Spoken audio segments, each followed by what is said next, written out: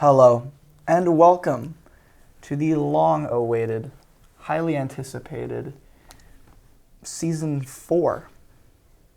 How many seasons, Chris? It's the fourth. How many? It's the fourth season. 4 seasons of Show Em The Dore. Well, how many seasons have they done? 4 seasons of Show Em The Dore. The only podcast where we haven't shaved this year, yet we still can grow no legitimate facial hair. Hey, we're Chris working is on getting it, there. We're working on He has it. a plan. I haven't shaved because there's no reason for me to. So, it is what it is. This podcast is brought to you by Emergency. Not really, but Willem's immune system boosted. I drink a lot of Emergency. It tastes really good. Yeah. So we're back. Back and better than ever, clearly. Am I so excited to be back? With the beard, yeah. It's coming in. Better than anybody who's ever. viewing, watch it. Give me honest opinions. I think it will come in fuller. Have any in the advice? Any advice for Help? real?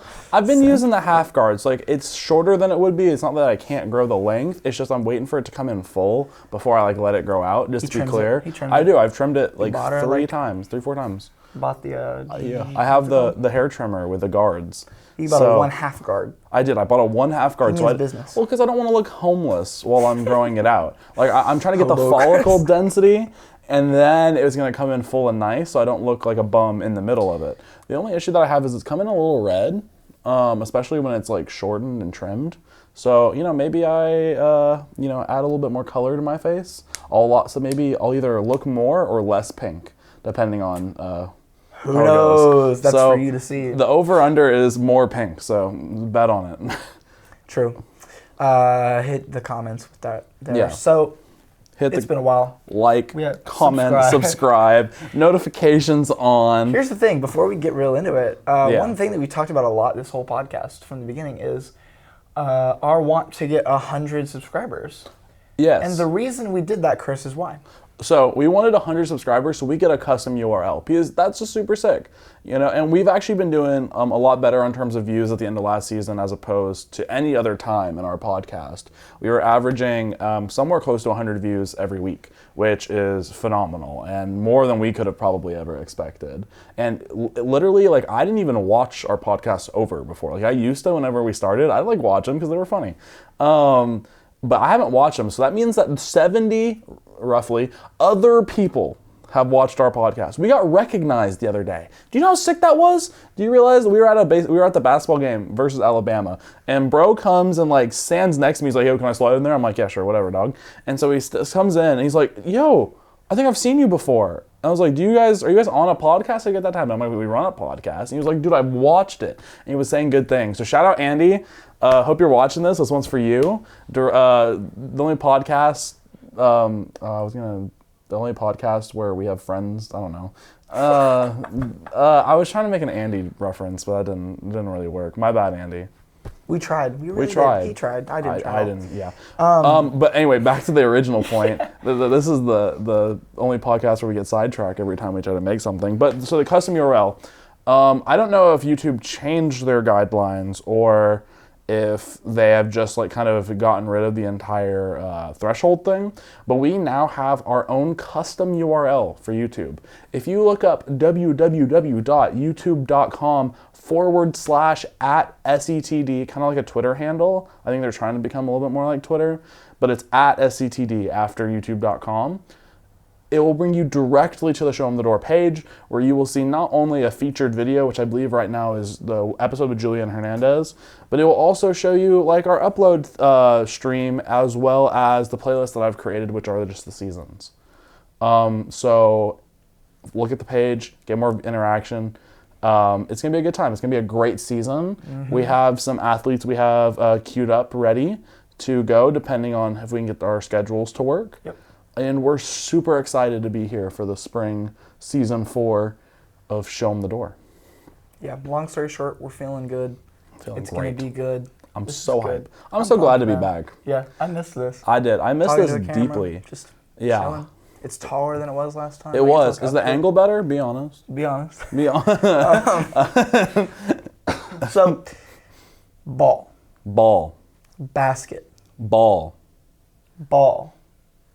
We got nothing else. We've played a lot of games, but we're gonna talk about the notable ones. Yeah, the ones that I've seen. The ones that are important. Now, I know Those are near to my heart. we're used to the hour and a half long episodes, and while we're not going to be shortening these episodes intentionally, we also probably don't want a lot of hour and a half long ones. Yeah, that's hard for you. It's hard for us. I'd be tired, man. Yeah, I get out of here and I'm like, I look like, you guys remember that drug video to like tell you not to do drugs where that girl is like, she smokes some weed and then she turns into like a Flat Stanley character? That is me after Show Em The Dore when they're long. I'm sitting here and I'm like, at home. And, Yeah, you know, I got true. things to do. I got to places carry to him be. I home. got people to talk to, you know. Me. Capiche? So we're going to try to keep these roughly 40 minutes. You know, the YouTube algorithm would tell us that we should break it up into 15-minute ones and then put out a bunch of, like, mini episodes. Who wants that? We don't care about YouTube. You might have more. I do it for me. Yeah, like, we're not looking to get paid off this. It'd be sick if, like, maybe one day we did. But, me some money. like, it's not our goal. And so we is my just want to job. make content that we like and that y'all like. And we're trying to find that niche group, and then hopefully that niche group begins to tell their other niche group friends, and then it becomes a large interconnected web of niche people. I do like webs. I am a big spider. Have you seen James and the Giant Peach, haven't you? No. You haven't? No. Have you read it? No. There's a big spider. I do be eating peaches. Really? Yeah. It's Because, James. anywho, ball. Willem, do you want to start basketball? Of course I would. So the games that I can remember off the top of my head, we played South Carolina during the break. We played the University of Tennessee. We played the University of Arkansas and the University of Alabama. I'd like to note that I know how to pronounce the state of Arkansas. I just say Arkansas for fun. I'm sorry. I just had to say it. Don't leave me alone. Don't bully me. I'm sorry. I fully believe that it should be Arkansas? Arkansas because yeah. Kansas was. Arkansas does not deserve the name Arkansas. It's just Arkansas. I mean, Lord knows they don't. We got enough Arkansas fan reactions on our Twitter. Also, follow the Twitter at Show Em The Dore. I run the majority of it, and I sometimes have like really unhinged tweets, which are great. Funny. I think they're pretty funny. The athletes seem to like them. The athletes do seem to like them. I tweeted. Hold on, we'll get to that when we get to that. Yeah. So first game that I can remember was against the horrible University of South Carolina. They're terrible. Terrible. Just I as a hate South university, as Carolina. a state. I'm sorry, but they got a nice beach, I've heard. But I it's South like Carolina, Columbia. man. I actually don't have anything against South Carolina other than they beat Tennessee in football. That's the only thing I have against them. And Vandy. Yeah, but we barely expected Whatever, Vandy man. to win. Whatever. So Okay, continue. Sorry. I brought my whole family to this game except my mom. She didn't want to go. My little brother and I sat front row seats in student section, banging on the hardwood. There was nobody there, so I yelled at the players, and I know for a fact they heard me because it was silent other than that. That's hilarious. It was so much fun, and I got under his skin a little bit. I thought, GG. Wentworth. 877 cash now. You have a structured settlement, Willem, and you I need need cash now. It was It was What was his name? like Robinson or something. no. Wendell. No. GG something in a second. I'm looking it up while you talk. Seems like Gregory or something. Oh gosh, Weirdo. Rousseau. So what? Gregory Rousseau's his cornerback. Nice. Sorry. Yeah, Gigi's their best player easily. He's a freshman. He was pretty good, but like he didn't play well. So we were winning that game. It was good. I was yelling at Gigi. He wasn't playing well. He had like 12 in the whole game. I was yelling hard. There were these South Carolina fans in the student section right behind me, and they'd be like, "Oh, Gigi, blah blah blah," saying this stuff, and I'm like, "Gigi, your teammates don't like you. His name's Gregory Your Jackson. coach doesn't like you. Gigi Jackson, that's it. Your coach doesn't like you. His name is Gregory. Your mom changes the topic of conversation when people bring you up." I yelled that at a basketball game, and it was so quiet because he was at the free throw line. I know he heard me. It was That's awesome. hilarious. It was disrespectful, but I'm disrespectful. I apologize. True. I'm rude, and it is what it is. We work on ourselves. But this podcast is brought to you by Self Growth. True. Redemption arc. So we were winning, then we stopped winning, and it was tied. Yes. And then we went up a little bit. We're up 2 points. There's about 5 seconds left. They take a 3, and I'm like, oh, dude, they just missed. We won the game. They rebound it. They kick it back out for a 3. They take a 3, and it gets blocked. And I'm like, okay, we've now won the game. They get the ball back after the block, all in a span of like 4 seconds. Pass it to the whitest kid underneath the basket, who was 0 for 10 on the day. Was he actually? And he just puts it in. Yeah, he legitimately hadn't scored a point until he made the buzzer beater to send it to overtime. Whitest individual I've seen, right? This is disappointing. And I'm like, the white kid that I've been yelling at all day? Really? Come on. So I'm like, whatever. Goes into overtime. My little brother, I have 2 little brothers. One of them is very excited. The other one wants to go home at this point. He wanted to go home. They go into overtime, and we demolish them. It was not even close. Gigi didn't score a second half point or an overtime point because he's terrible at the game of basketball, And we won. It was easy, and it felt good. And I listened to the song Neon Moon on the way home, and it was a good day. Have you heard the song Neon Moon? I have not, but it sounds interesting. What genre? It is a country song. Okay. I spend most every night Please stop. underneath the light of a neon moon. I don't know the song. It's a solid song. Does that have any like connection to the game? No, I just listened to it on the way back home. All right, I Sorry, get you. I'm telling my life story here. Yeah, I have a platform, this Chris. is the memoirs of Willem Azzinaro. When I die, an untimely death, I hope they're going to disseminate these to talk about who I am. What? And it's going to be terrible. My funeral is going to be well attended at first, because I feel like I'm a likable guy. Then they'll play this, and people are like, They'll be like, man, this bro cannot sing. To be. I was in choir, dude. Don't disrespect me.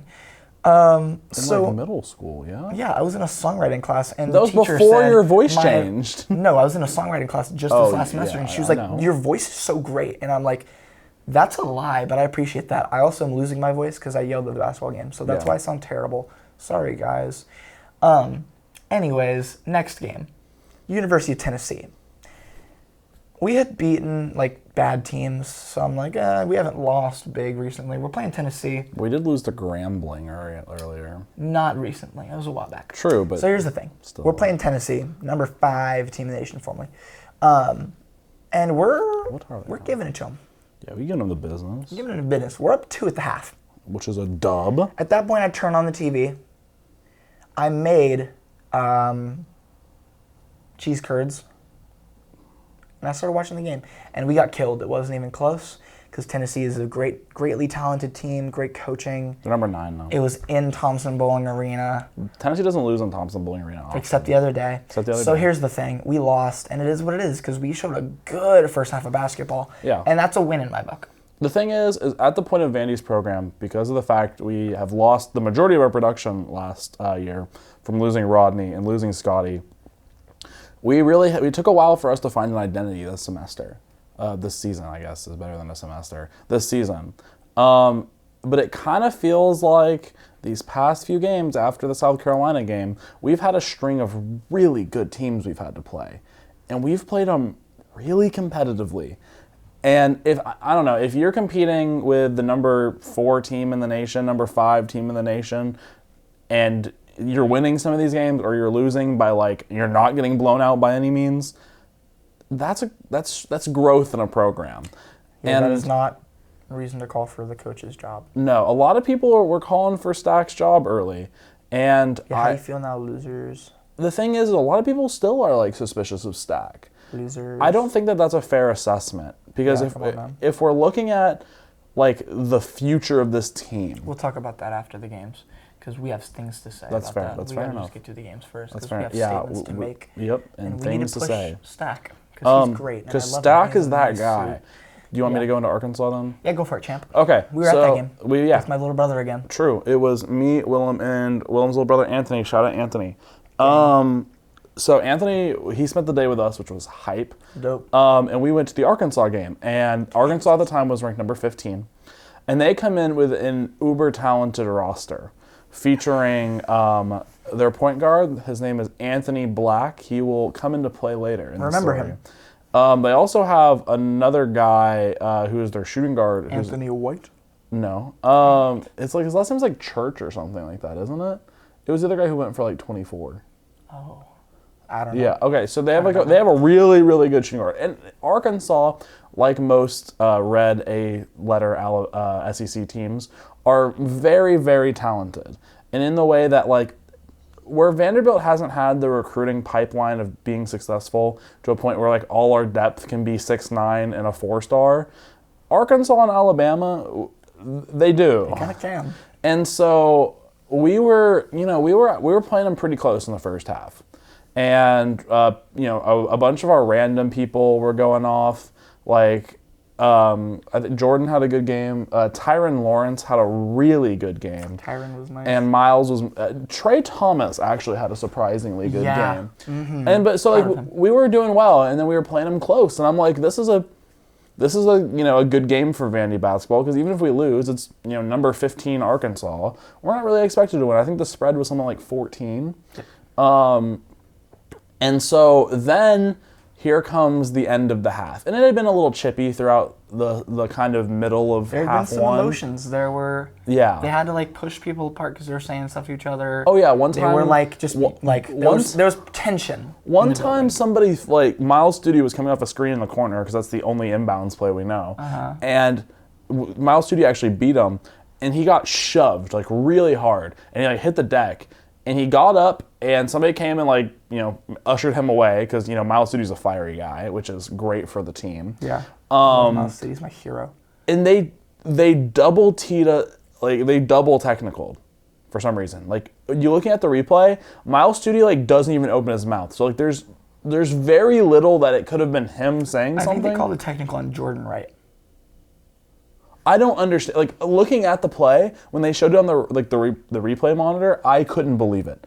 I simply couldn't believe it. Yeah, it was really weird. They looked at it forever too. Yeah. They went down to the thing and they're like, okay, as if like they're gonna look to see whose mouth is moving to see who to tee up, or like, no, it was, I don't know. They ended up issuing a double tech, and it was the most ridiculous double tech in the world, considering that Vandy legitimately hadn't done anything. Yeah. So but it was like that one was on each team. Yeah. It wasn't a 2 technicals for one team.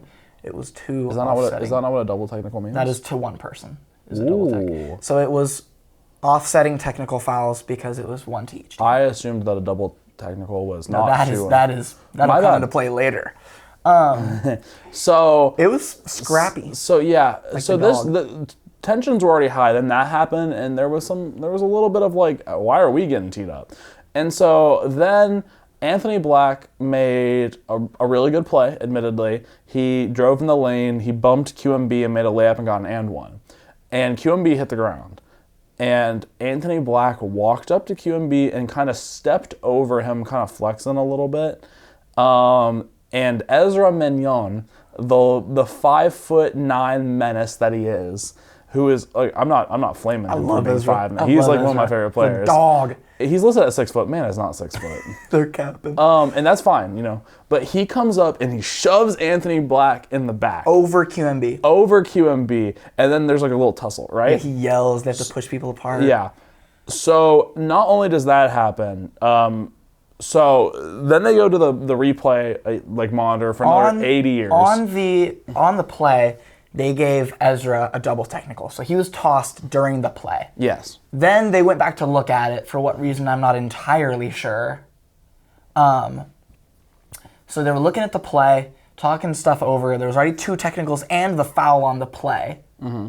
And then people are getting furious. You're not remembering this correctly.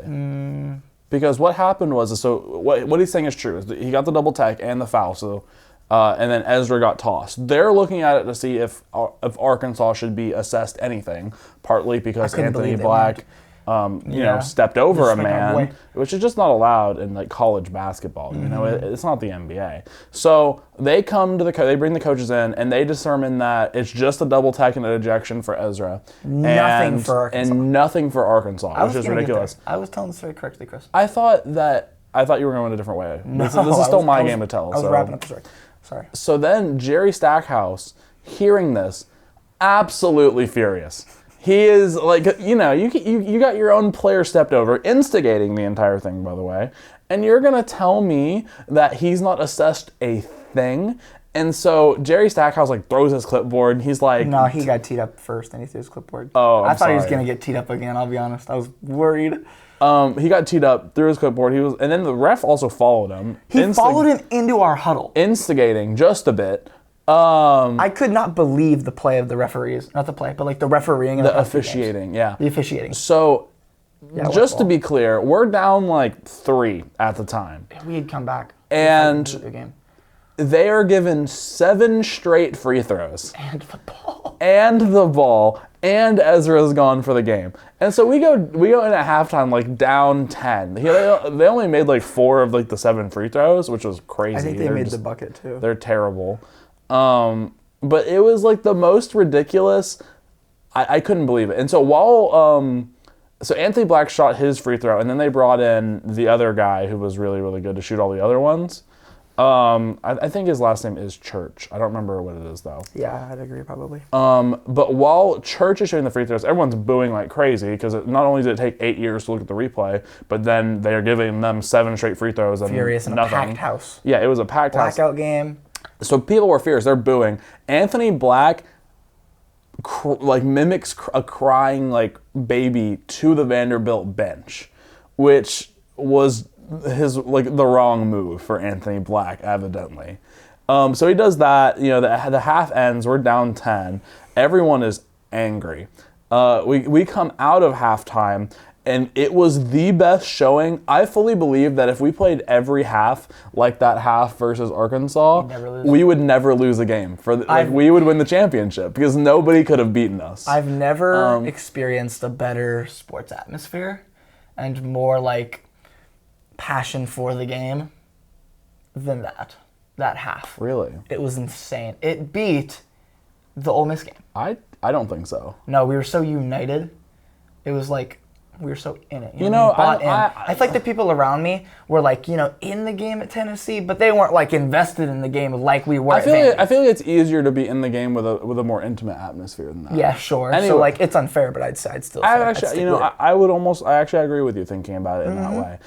Anytime Anthony Black touched the ball the entire second half, it was straight up boos the entire time. Really, really loud. Really, perfect. it was everybody was screaming their head off anytime he touched the ball for the whole half. And then he passed the ball, silence. Yeah, and then he'd get the ball again and Terrible. So he had 17 at the half, right? So then we're shooting the lights. I think we shot probably 80% from 3 and probably the field in the second half. We were going crazy. He made a 3 about 6 minutes into the second half. He then turns around and shushes the student section, which is bold considering you're now losing to Vanderbilt. And you're losing. And so that just reignites the fire a little bit. We booed him the rest of the way, and he didn't score another point. 3 second half points because he's bad at the game of ball. He has no composure. That's definitely true. And he does not play well in certain non-basketball. He's like a young, when you do stuff immature like that, kid. When you do stuff like that, you're not a good ball player because you don't know what's going to happen. You can't do things like that. Yeah, or we're going to yell at you and you're going to score 3 points. You can't step over a guy. You're going to get thrown out of the game. He doesn't have the Mamba mentality. He doesn't have the mentality, the composure, some the people can do intangibles that. to succeed at the game of basketball. I think some people can ignite an opposing crowd and then feed off of that and be really, really good. Like a villain? Yeah. He's not a villain. He's not a villain. He's a bum. He's a baby. He's an only child, I'm sure, based on how he acts.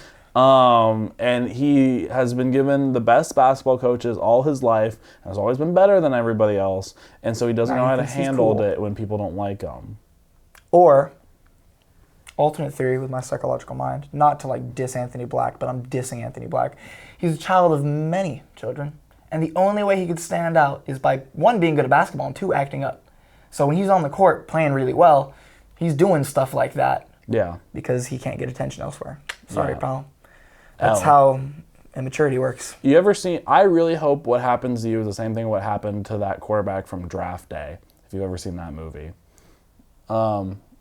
Have you seen Draft Day? You've told me about it, but I haven't seen it. It's like Moneyball, but for You've told football. Me about that. You told me that exact same thing 2 years in a row now. 3 years. Probably. It's a great movie. Shout out Moneyball. It has that. Oh shoot. Never mind. I don't remember what the other guy is from. Nevertheless, so we beat the heck out of Arkansas. We ended up beating them by 13. We had a 23-point swing from the first half end to the end of the game. That's a bad ball team. That's a bad program. Oh, I was so hyped. Tyron Lawrence went crazy. Man, anytime he touched the ball, it was like their scouting report didn't say that Tyron Lawrence could drive left, because anytime he touched the ball, he beat him left and got a layup. It was beautiful. It was everything I could have dreamed of, to be honest with you. He had like 24. And so after that game, first of all, I'm getting hype. And then I start going off on the Show Em The Dore Twitter. I made a beautiful stock image of... I made a stock image of, it was like a father and his son, and I cropped Tyron Lawrence's head on the dad and Anthony Black's head on the son. It was so funny. Tyron Lawrence actually liked it. Shout out Tyron Lawrence. Come on the podcast, please. We posted on Instagram. A couple of the guys liked the story. Yeah. So, Anthony Black sucks. This is the Anthony Black hate podcast. True, the Anthony Blate podcast. With that being said, we then had our next game versus number 4 Alabama. And we're coming in with a lot of momentum, and they're coming in knowing their teammate's a murderer. And Tough, man. yeah, so I don't know if you guys hate to say it, but that's not good for a program. I don't know if you guys know about that, but so one of Alabama's players has been arrested for capital murder because he supplied somebody with a gun that guy then used said gun to kill somebody. That's a crime. 25 to life. Yeah, so rest in peace, Darius Miles. And the dude who he killed. Yeah, and the dude who he killed. That really rest in peace. That yeah, guy. Actually, and legitimately. Then, rest in peace his and then I'm career, crip walking on Darius Miles' grave. Legitimately. Because you just don't. Showed up to my biggest Who does haters' that? funerals to make sure that dude did. Yeah, exactly. So, we were in the student section again for that game, and that was a lot of fun. Except, so I feel like everything has its counterbalance. Yeah. Where we had the single greatest half of basketball I think I've ever seen in the Arkansas game. Yeah. We had the single worst half of basketball I think I've ever seen to start the Alabama game. Note, Liam Robbins is hurt. Yeah, for 4 to 6 weeks. He sprained his ankle 4 to 6 weeks. It was weeks. in practice the day before. Yup. Tough, man. It wasn't even in a game. Tough, man. I can't believe You it. hate to see it. We're going to touch on this a little bit more, but, this is the 5th season in a row. That, a major. There has been, a major player on our team that has been out for more than a month. Last year it was Liam and Rodney. The year before it was Dylan DeSue. The year before it was Aaron Nesmith. The year before that it was Darius. Man, imagine if That's really an issue at a program level somebody needs to get dealt with. Because 5 years running, somebody needs to get fired for that. It's not it can't be a... coincidence. Yeah, it can't be somebody in, the strength department. Strength and or, conditioning that staff. stuff needs to get fired. Because that is insane. That you can't win as a team if you're losing guys for a month 5 years in a row. Yeah. If Darius Garland... Especially when it's the top SEC. pick, you can't win. You know what I mean? The thing is in order... I think he'll be back for the NCAA tournament. But I don't know if we're going to get there without him. Yeah. If we get there and Liam comes back, we'll end up being a 12 or 13 seed. I fully believe that we could go and we could beat a 4 seed. And I think we could be a really cool storybook team. Yep. But we have to make it there for Liam. He'll be free more often. Maybe he'll get on the podcast. Shout out Liam. Liam's plus minus is nuts. Liam's my hero, man. Liam is...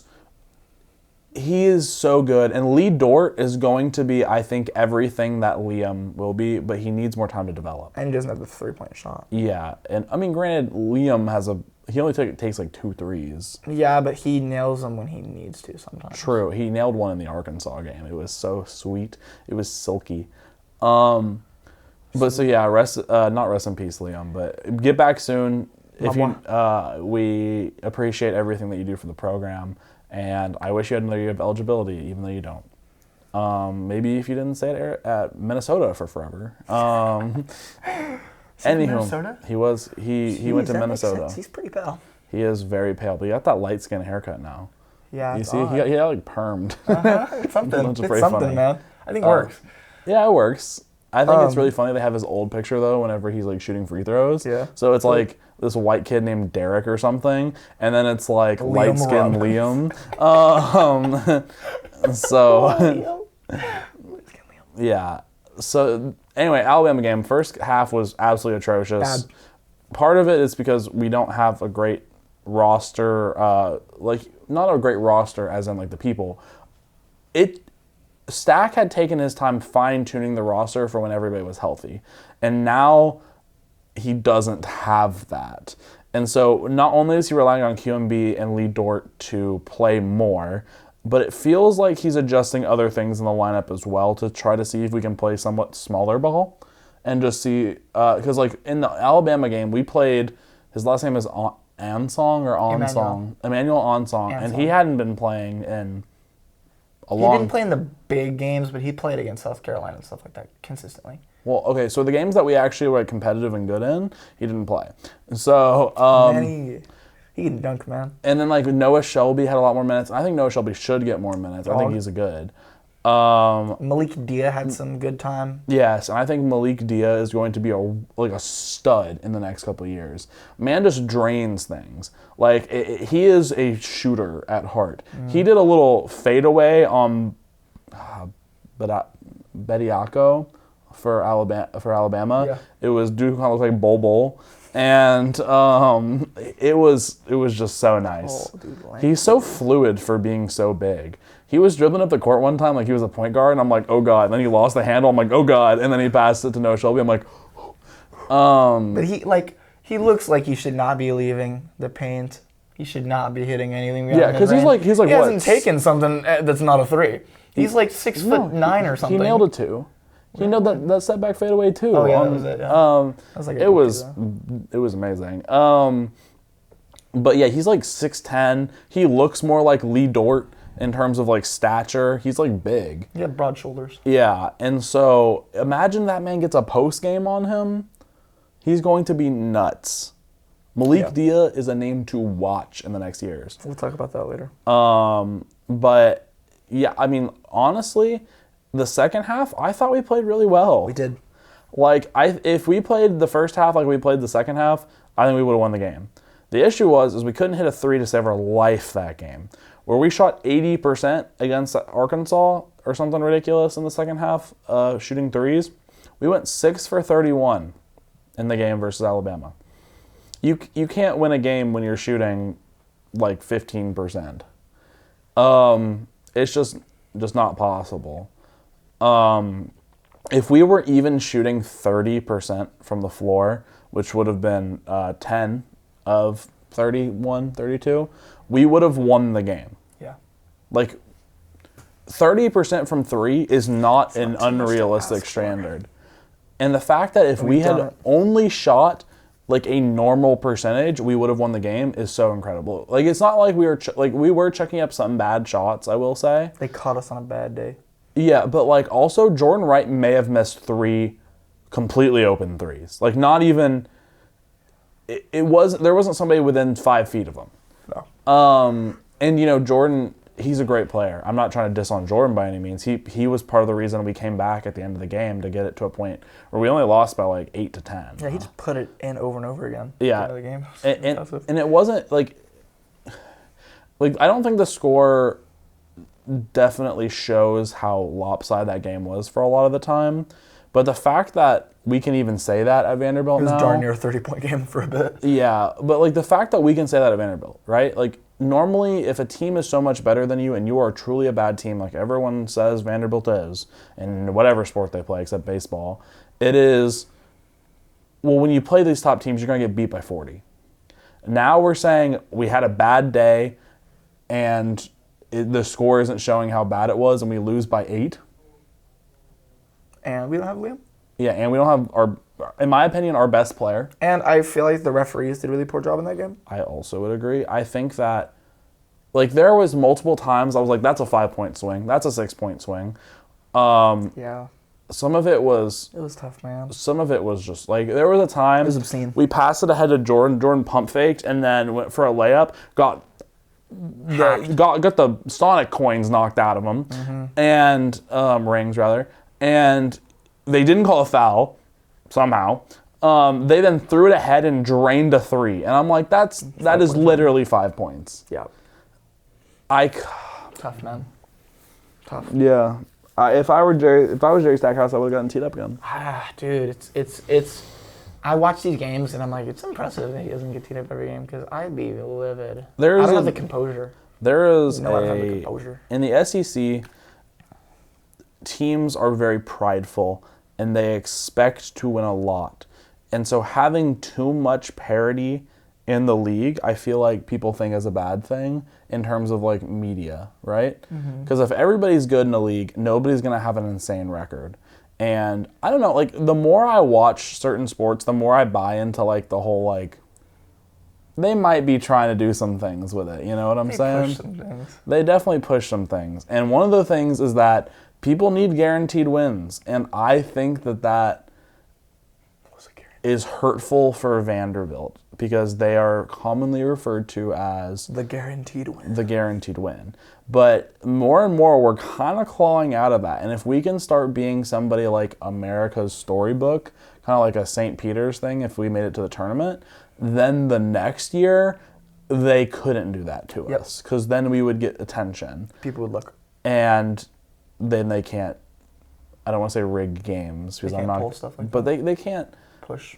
It feels every single time like they're pushing a narrative. And this is coming from somebody who isn't just like this home Vandy fan. You know, I grew up as a UT fan. People didn't like Vandy back in the day. But even I can say when people are, when people are getting a home whistle or when people are getting a distinct not home whistle. But yeah, so those were the 4 games that have been the most notable recently. Coming up, I'm going to look at the schedule, talk for a second. So here's the thing. People don't like Jerry Stackhouse. I think it's because you're idiots. You don't know. And I'm here to tell you what you need to know. He's a good coach. He makes good coaching decisions. The only qualm that I have with him is he doesn't call timeouts at the end of the game. But, we've won some big games. I don't think there were many games where that really hurt us. He has a good team. Sure, they may not win big games right now. We win some big games. We don't win all big games right now. But look at guys like Lee Dort. He's dogged out at times. He's 7 feet tall. Give him 2 years, he's going to be a star. Look at Noah Shelby. Man's one of the better shooters on our team. Give him 2 years, man's going to be a star. Look at Malik Dia. Look at the guys we have on this team. Yeah. Look at the leadership we have. Look at what Ezra does for our team. Look at what Liam Ezra's does. a senior. He's old, yes. One thing about the Arkansas game, it was the most impressive game of basketball I've ever seen in my life because it could not have gotten worse for Vandy. We got demoralized by having Ezra thrown out. We're mad because it was unfair. And then to get 7 free throws to take it to a 10-point game at the half. You couldn't ask for anything worse, you know what I mean?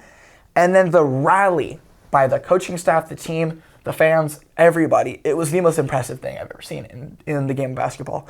I think that shows that our program is strong. It doesn't show that we're some bum team at the bottom of the SEC. It's good coaching. It's good players. Liam Robbins, after the game, when they're talking about what? How'd you win? He was like, we're a well-coached team. Yeah. We do what coach tells us to do and we consistently, win. And you win. You know, when we don't, that's when we lose. So he's got the stacks back. He's got the stack back. The stack. So that's nice to see. The players love the coach. The coach does a good job. Jerry Stackhouse should not be in job danger. We just re-sign him for years.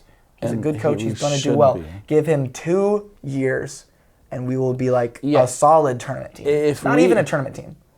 If we are still in this position in 2 years, I will agree. Yes, fire him. You know, there needs to be progress. I think you're looking at progress. I would agree.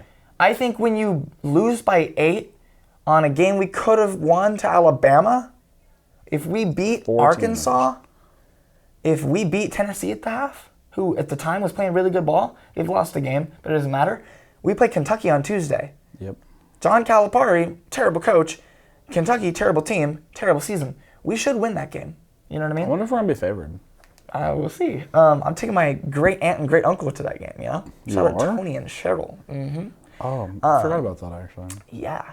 So that's going to be nice. But you're looking at progress. Yeah. And people don't recognize that. No, and people are, people are stupid. College sports is impatient. Sorry. All sports are impatient. I'm impatient. But when you're dealing with Vanderbilt. And I will agree that Stack should probably be more ahead than he is in his 4th year. Yes. But you're not coming from a normal rebuild. You're coming from the absolute trashing that was the last organization. There was one game where we didn't hit a 3. Yeah, I watched it. It broke our record, or it broke our thing where it's like 216 consecutive games with a 3. And we didn't hit a 3 when Aaron Nesmith got hurt. Mm-hmm. I've never seen a worse program. It is. And I watched the WCC. It is just we're really building from the bare bones, and it's slower than it should be, but that it's setting the correct foundation. Yeah. Okay. With that being said, here is our next 5 games: at Georgia versus Kentucky, at Texas A&M, at Alabama versus Ole Miss. We could win out. We probably will. I believe we should be competitive in all of those games. The only game that I could see us getting blown out, I could see Kentucky blowing us out. In all honesty, I think blue blood program, it could happen. Kentucky they are a talented team. They are not a good team. There you go. And so sometimes that talent just comes through. They had a game versus Tennessee the other day, and Tennessee is a better team than them. Yep. However, Kentucky is a more talented team than them because they're full of 5 stars, and sometimes those 5 stars just knock down shots. Sometimes, most of the time, they don't. Yeah, and so I think Vanderbilt has a good chance of winning that game. I think they have a great chance of winning the games versus Texas A&M and Ole Miss and Georgia. And then the next game after that is Tennessee. And it's Tennessee here. And so I don't know. I can see. It'd be fun. I think I deeply want Vanderbilt to make the tournament because I think that in the tournament with Liam, with how this roster is currently constructed, we could be a Cinderella team. We'd surprise some people. And I think that people are going to consistently underestimate Vanderbilt, and I think it's wrong of them, and we will show them that it is wrong of them. Mm-hmm. Show them the door. And on that note, I don't know if we have anything else to say. We can talk about baseball real quick. Yeah, go for it. So, baseball. Baseball starts in 1 day less than a month, because this will be coming out on the 18th, which is today, yeah? Yeah, okay. The first game in baseball is February 17th. It's going to be hype. I'm so excited for baseball season. You have no idea. We are ranked number 10 in the preseason polls from D1 Baseball. However, I was looking at Arya Gerson, who is the Vandy beat writer, and she believes that is not reflecting what we actually are. Rather, it is reflecting what, so fall scrimmages are seen and evaluated by D1 Baseball to make the overall thing, the overall rankings. Yeah. And we didn't pitch any of our best arms in the fall. No. We let Carter and Devin and a lot of people like that rest because we know what they have. They're a known quantity. You don't play the first pick in the summer league in the NBA. Yeah. They don't need to prove anything. Do they not? Did Paolo not play in the summer league? No, not with his losing 7 pounds self. Did he really not? I'm not being facetious. Anthony Edwards doesn't. LaMelo Ball didn't. Lonzo Ball even didn't. They don't ever. Interesting. Usually. No, Lonzo just got hurt. He played in his though. Nevertheless, that was a while back. Nevertheless, we didn't pitch him because pitching is also in my pitchers have a shelf life that basketball players don't necessarily have. And so protecting that is not only great for them, but it's also a great thing for the people to see the program.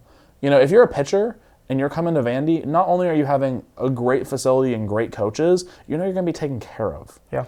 And so I think that was a great move. And I think that will ascend in the ranks as people like Carter Holton start pitching more. Yep. I'm really excited to see how some of the key position battles like first base plays out and second base even, I would say. Yeah. I am really excited to see how the end of our starting pitching lineup goes. Because I'm going to say this directly into the camera. Vanderbilt's bullpen will be not only the best in the nation, but the best in the nation by far. when you look at the pitchers that we have in the bullpen, it is insane. We had a good bullpen last year, and we've gotten 2 back from health, and then another one that's a transfer. His name, great. So we have Grayson Carter and Grayson Moore. Grayson Moore was a dog last season. He came on late at the end of the year, and he was really good in relief innings.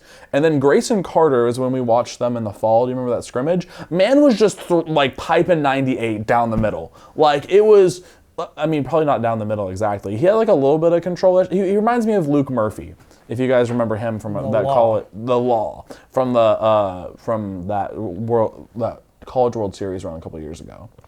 Loved Luke Murphy. And he reminds me of Luke Murphy. He doesn't hit like the 101, 102 like Luke Murphy did, but he was constantly hitting that 98, 99.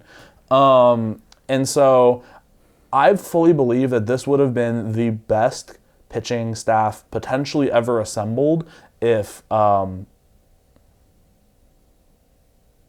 transferred to LSU? What pitcher? What's his name? Oh, Christian Little. Christian Little. If Christian Little had stayed, it would have been the best pitching unit potentially ever assembled. Yeah. Like, because it's going to be something else this year. I fully believe it. And, you know, inshallah, none of them get hurt. Inshallah. And if that happens, it will make some of our batting inexperience, it will recede some of that pressure. With batting, I'm a little worried about our offense. And I think we're going to go closer to a small ball type thing, where it's going to be single, bunt, and then pray you get a single, you get 2 runs in. Because we have a lot of speed on the team. Yeah, we just don't have, like, the power. Dom Keegan. Yeah, we don't have Dom Keegan, Spencer Jones type power. I would argue TJ McKenzie if he comes on well enough. But I don't. We don't even know if he's won the right field / DH battle. You know, I would also argue that Jack Bolger, if he's progressed some, would be a great power hitter. And he's going to be starting at catcher this year. So, like, potential people for power, in my opinion, Cal Hewitt, Jack Bolger, TJ McKenzie. Yep. And then people for speed are going to be, and Parker Nolan. But I think Parker Nolan's more of a do-it-your-all kind of guy. Yeah. And then people for speed are Enrique, RJ. Who's playing right field this year? Oh, we were saying TJ. That was my guess, my formal guess. And then we don't know who's like won a couple battles and who hasn't. But you know, Vastine I think is probably going to win the second base battle, but he's kind of not good at hitting. He was not good last year, and he's shown promise. He did well in the summer leagues. Yeah. So hopefully he can come back and start hitting well. Who am I missing? Oh, Davis Diaz. And then we have no idea who our DH is going to be. Who knows, man? It's whoever it falls to. I'm lying to you. Who's that one guy that we got from Duke? RJ. Shrek. Is he a power hitter? I don't remember. Yeah, he can hit. And he's fast. So, I mean, yeah. So I guess TJ's probably on DH. Yeah. Because it's going to be Hewitt, Bradfield, Shrek. In my opinion, RJ, Vastine, Davis Diaz, Parker Nolan, and then pitching, and then Jack Bolger. I think that will be your starters. If Vastine can develop a bat, and if RJ can come in strong, and just, I don't want RJ to do too much. RJ has a faster 60-yard dash than Enrique Bradfield.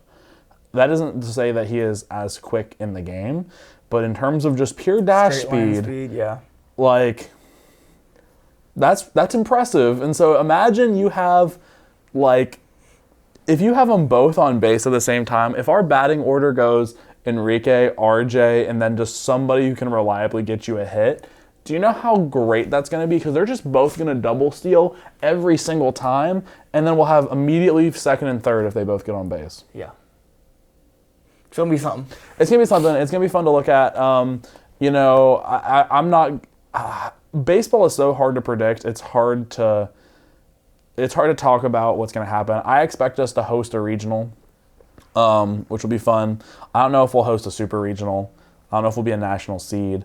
But there are just so many good SEC teams this year. We're number 10, and we're the 5th SEC team on the board. LSU's number 1. Ole Miss is up there.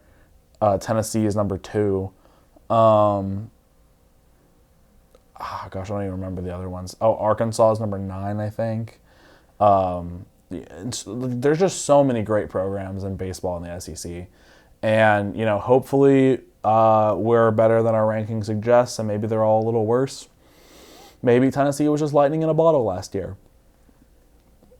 I think Tony Vitello's a good coach. I like Tony Vitello. Yeah, He's really Italian.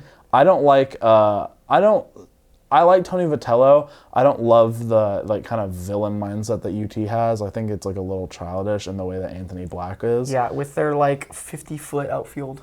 Yeah, with their T-ball field. T-ball home runs. They're like, we've hit the most home run. Okay, you're playing in. You're playing in my backyard. Yeah, you're playing in a basketball court. Yeah, Lindsay knows. Lindsay. Oh gosh, they actually made a softball field, and then they were like, well, let's throw the baseball team on there too. So. Yeah, Lindsay. Yeah, it was named after the starting pitcher at the time. Yep, Lindsay Nelson. She was a dog. Yep, she was. She was actually Smokey's cousin. Yeah. With that being said, is it a what kind of dog is he? A blue tick coonhound. Hey, are they finding a new one, or Yeah. do they already have a new one? Yes. Really? Is it like the king and the queen, where they know who the next one's gonna be? They're just waiting for the last one to die. I think so. I think when he's about to retire, they find one. They search. Is it like an auction? Or not an auction? I do not think it's an auction. An audition. I can present my dog, and they're like, ears too flappy. He can't be Smokey. I would have to imagine it has to be a purebred blue tick coonhound. Yeah, but if I have a purebred blue tick coonhound made of bread, purebred, 100%. Could I offer it to them? Because I know maybe the tiger at LSU, Mike, he was donated by a zoo. Yeah. Here, take our tiger. And in fairness, not many people have tigers. I'm actually, what I'm going to do, my business venture, is to assemble all of the mascots. And I would give bulldogs to Georgia and Gonzaga. Oh, you're just a supplier? Yeah, I supply it. Oh, I have mascot an elephant. supply store. I have a buffalo for Deion Sanders. God. Coach Prime. Play for Prime. You know where to find me. I'm always available. Have you seen his Twitter? No. Dude, he always says some stuff like that. He is like LeBron. Man, that's funny. It's the best players that are the cringiest, man. Yeah, and I like him as a person, but just on Twitter, that's rough, man. His hashtag is Play for Prime. It's kind of stupid. It's not terrible. It's not as bad as LeBron, in my opinion. Yeah, well, as cringy as LeBron is on social media. Have you seen LeBron's Hermathy thing? No. He posted some. It might have been an NCAA women's basketball player. It was some woman who was a basketball player, and she went. Oh off. my gosh, I know what you meant. And he put Hermathy on it, and I was Himothy. it was like Himothy, but it was just sad, That's man. tough, man. It was rough. Just a kid from Akron. My favorite thing that LeBron does, viewers, is sing songs wrong. There's consistent videos of him singing songs that he's just saying things. He takes these videos and he's like, post that. He's like, yeah, that's tough. And there was this one that was recently going around on TikTok, and he's over here at his pool sipping wine because he's LeBron James, and and so he swirls it around. There's this song going around, and I don't even know the song. I don't even know what it's supposed to say. Means, yeah. But man goes, yeah, more Navy, and it is so funny to watch LeBron lie about things. It's great. Yeah, he's a generational liar.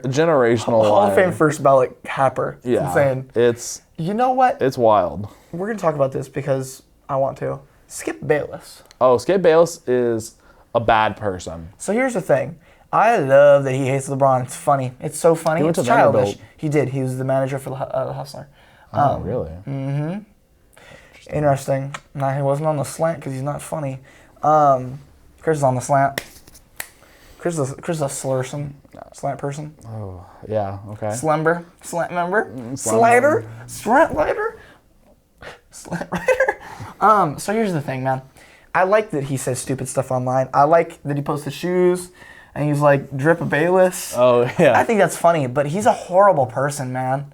When you say stupid stuff like that on Twitter about the whole Damar Hamlin situation, and then on air, Shannon disses him like that. Shannon Sharp, you can tell sometimes when they're like kind of just playing for the camera because it makes them money. They make money based on arguing with each other to like have, that's fun. I like watching, I argue for fun. All the time, dude. Yeah. And you can tell when they're playing it for the show, they're playing it for the camera. Shannon was not messing around. And when you do that and have that how happen and say stuff that is so disrespectful as that, you gotta be a bad person, man. Yeah, it was truly embarrassing. classless. It was embarrassing. Skip has done that a few times on that show. Poor. Not only has he done that with Damar Hamlin's scary injury. I don't know if you guys were watching the game. I was. And I thought he died. He was at the game. Really? Yeah. I thought he died. He did. Yeah, I mean, like he made it, but like man was good. Man was like they did CPR on him for 9 minutes. And that's do you realize how dead you have to be to have CPR for 9 minutes? That's what they said. The on-field response is what led to his recovery. Thank they did so God. well then. You see the corny ass doctors though, where they're like, "You won the game of life, son." No, I swear, they had been prepping that for a movie. I was so mad. I was so mad. Bro, like, great situation. What kind of cornball doctor are you? Heartwarming, great situation. Like a legitimate miracle. This is great stuff to celebrate. And he's like, did we win? Which is a thing that an NFL player says because he's an NFL player. And you whip out... You won the game. No, get out of my face. Weak, like... If I was Damar Hamlin, I would have swung. If I had any oxygen in me, it would... I've seen Christian sports movies with lines that aren't that corny. Yeah, exactly. That's nuts, man. Yeah. Oh, gosh. It was so stupid. Anyway, back to Skip Bayless real quick. So not only that, but like Skip Bayless. Yeah, I liked him until the Damar Hamlin thing. He's funny. And like, sure, he was a little weird in the past, but now it's like, okay, you're just a bad person. Like, you're not going to be on air, and you're not going to have a job anymore anywhere. It's like no one's going to hire you. It's like, how do you not realize that? One of the things that I like to talk about with the football players, I know people who have watched the episodes with the football players, you've heard it, is that I like to talk about like the human aspect of playing sports. Yeah, people act like they're an asset. Yeah, you know what I mean? They're a commodity, and sports bettors are like, oh my gosh, that game got nullified. I had the greatest parlay. No, I almost died. I had 2 guys on my fantasy team. In fairness, we lost the fantasy championship because of that game. But I don't care. I'm not complaining. Yeah, because Damar Hamlin didn't die. Yeah. And that's the win. Right. That is a win for the entire sports world. And so that's just how it is. And that should be respected. Sports are a sport. It's a game. You know? Yeah. You're out there playing for entertainment value. There's nothing legitimate about throwing around a football and having that be anything of remote importance in life. Yeah. And then when you're putting that above the actual literal life of a dude who's dedicated his life to this sport that you are putting above his life, that's the most disrespectful thing I've ever heard. Yeah. No, I'd be mad. That's insane. That's like human life. Like something we value in it. Dude died. Yeah. You watched him. And then say stuff like that? You're just a bad guy. Definitely. His Damar Hamlin's toy fund, he has a charity of giving toys to underprivileged communities. It made like $4 million. He copyrighted the Did We Win so that no one else could use it and monetize it. And he sews shirts and stuff with that on it and gives it to charities. That's really Damar Hamlin. He's a good guy, man. He went to Pitt. He's a good guy, and I have a lot of respect for the Pitt program. Yeah, word. Considering Tennessee has played them the last 2 years, I've actually had to look into them a little bit. Kenny. And true. But yeah, also another thing that Skip Bayless does is he just personally insults people on his show. Yeah. There was times he's talking Shannon Sharp is legitimately He's a classy guy. He's a classy guy. He's a really smart guy. Yeah. I don't know if you've people who have heard him talk when he's not playing up for the cameras a little bit.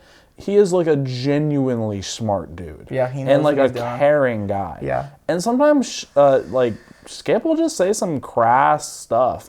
And obviously Skip is smart. He graduated from Vandy and he did very well for himself. He knows what he's doing. So stop it. Yeah, it's insane. It's absurd. You know better. Yeah. Coming from a Vanderbilt student who's not going to achieve as much as you do. Yeah, I'm not vastly successful. Up until now, vastly successful. Like, I have a podcast, sure. So we're in the same game, but like... We're on the same plane. We're in the same league. Yeah. It's close. But, no, you should be ashamed of yourself, Yeah, Skip it's Bayless. a dang embarrassment, man. It's insane. Yeah. But yeah, I think that's all we got on that That subject. is, I think that's all I just we had got to talk in about general. it. That's Yeah, we had to insane. talk about it. But Yeah, I think that's all we've got. Good stuff. We're back. Yeah, Back we're and better really than excited. ever, you We're know? going to be coming out on Wednesday nights. It's going to be a lot of fun. We're going to have a lot of episodes with, athletes, and we're getting them situated for you guys so we can, have a great season ahead of us. Yep. We're excited. Make sure to like, subscribe, comment, boost that interaction. Follow me on Twitter at Show Em The Dore. Follow Willem on Instagram also at Show Em The Dore. Follow my mom on Facebook, and now that we're plugging people. Yeah, we got to get a little bit of plug in for the 2 viewers that watch all the way through and are probably already subscribed. Yeah. Good job, me, for not doing this earlier. We did do it earlier. But with that being said, all the way from the Curb Center Studios at Vanderbilt University, this has been the first episode of Season 4 of Show Em The Dore. We'll see you guys next week. Bye.